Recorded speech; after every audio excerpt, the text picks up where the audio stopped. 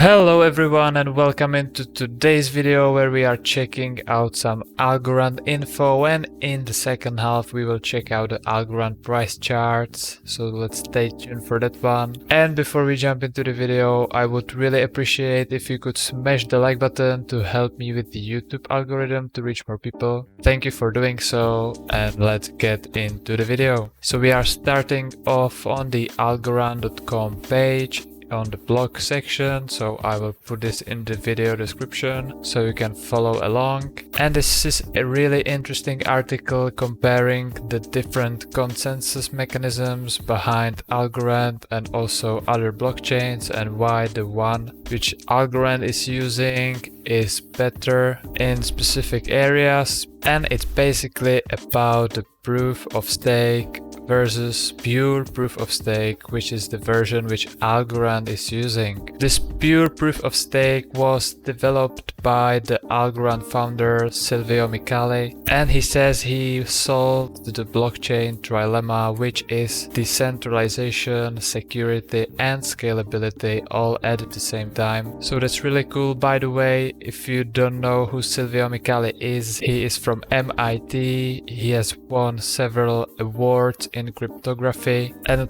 for the last few years he has been very busy with Algorand blockchain. So here at the beginning we have just a short summary how the distributed network works. So it's based on the nodes, and these nodes can be any computer server storing the chain's software along with the history of records that is updating continually. And this history of records creates the blockchain, the long chain of blocks one after another. But there is this question: who decides what transactions can be added into the block, since there is no leading node because every node is equal? So for this you need some set of rules, which is exactly what a consensus protocol does. So they go there in a chronological order, and the consensus mechanism basically predefine rules which some malicious nodes might intentionally want to break, or try to conduct fake transactions, or organize distributed denial of service, also known as DDoS. So just to recap, they have to keep the network decentralized while giving all participants an equal opportunity to generate new blocks, also protect the network from malicious behavior and hacking attacks, and ensure that the blockchain is the only true version of the history of transactions, and finally to reward the block creators fairly based on the predetermined rules. And now comes the blockchain trilemma, which is the security, decentralization and scalability. And whilst proof of stake, short PoS, is certainly more advanced than proof of work, which is used by Bitcoin, for example, and at this point of time also by Ethereum, the proof of stake is still not perfect, still doesn't solve this trilemma, all these things at once. So blockchains with the proof of stake consensus usually succeed only in two of these elements. So let's say scalability and decentralization, but the security is a bit compromised, or other combinations. And very nice overview for those who don't know what is proof of stake. At this point of time it's the second most popular consensus after the proof of work, and in comparison to proof of work, which is based on solving cryptographic operations which are very computational heavy, mathematic computations, it just uses a staking principle. So there are no miners like with the proof of work, but there are validators in the proof of stake, and they are not mining, but the process is called forging. And it's very light on computation because simply you have to stake the native token of the blockchain to confirm transactions. There is no need to spend on electricity or purchase specialized hardware, so that's pretty cool. And the general rule how the nodes find the validators is based on a minimum amount of tokens that they stake. And actually what Silvio Micali has achieved with the pure proof of stake is a very good decentralization, because the traditional pure of stake can be still monopolized by stakers with high amounts of tokens. And the trick with pure proof of stake, which is used by Algorand, is that the protocol selects users randomly irrespective of their stake. So that means that all users have the opportunity to get picked by the system, which has several benefits like full decentralization, and also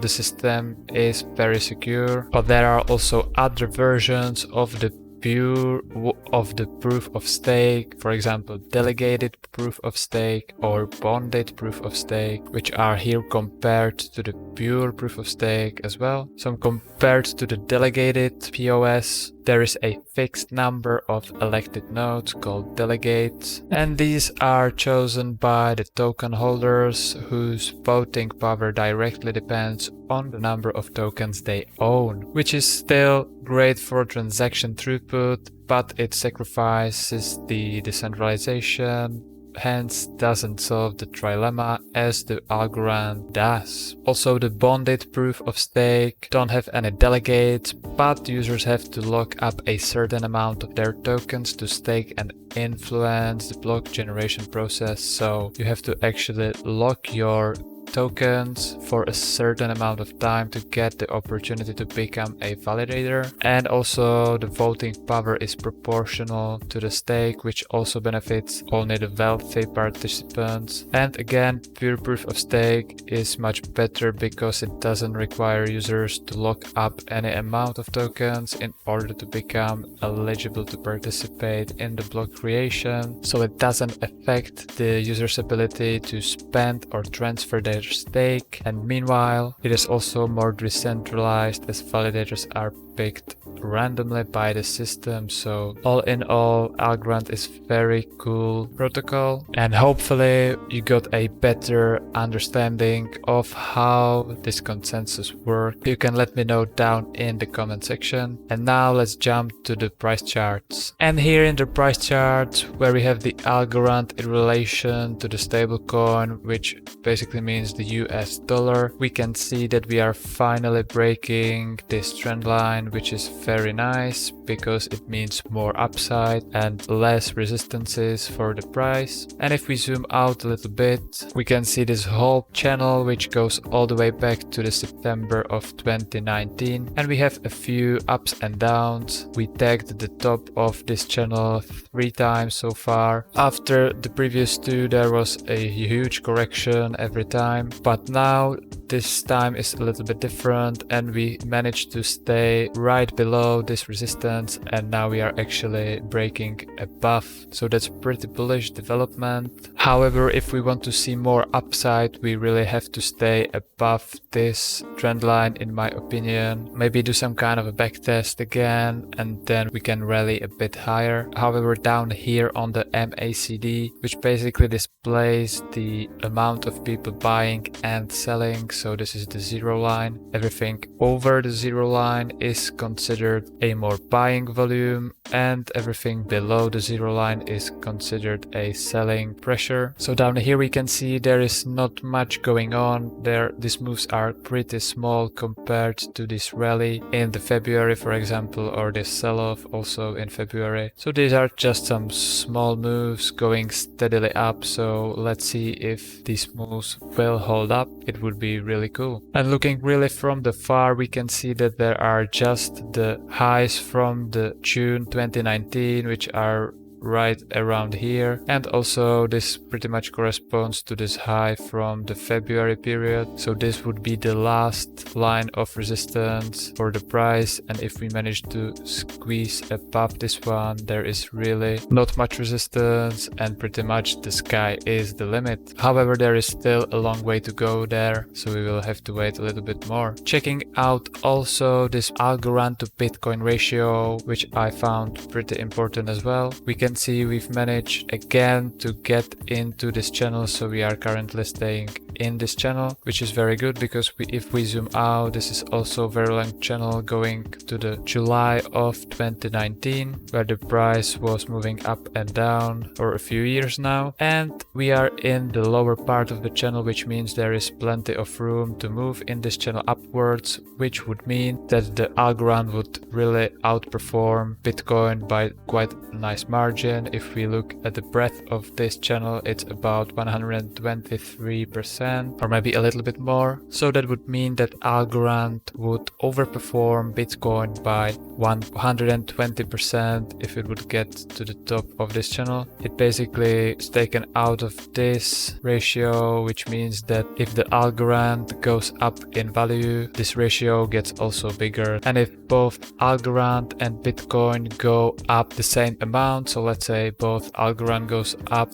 by 5% and Bitcoin goes up by 5% as well, this ratio stays exactly the same. So this channel actually means that there is a lot of room for Algorand to go higher more than Bitcoin. So this sounds pretty exciting for the future of Algorand and the ALGO token as well. I hope you enjoyed this video. If so, please smash the like button to help me with the YouTube algorithm to reach more people. I really appreciate this. And also consider subscribing for more future content about crypto. With this, I thank you for watching and I will see you in the next video. Cheers!